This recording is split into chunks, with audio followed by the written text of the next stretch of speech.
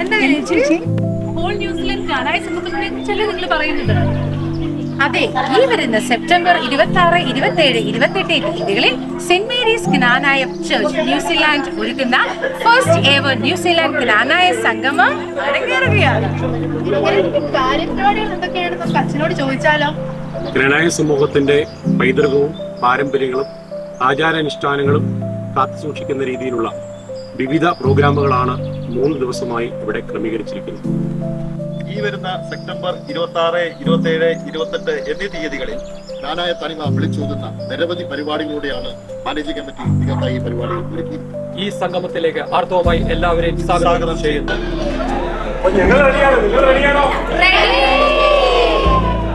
വിശേഷം സംഗമല്ലേ? ഡിജെയും ഗാനമേള ഒന്നുമില്ലേ പരിപാടി? പിന്നെ ഡിജെ ഗാനമേള ഇല്ലാതെ എന്ത് ആഘോഷം? അടിപൊളി.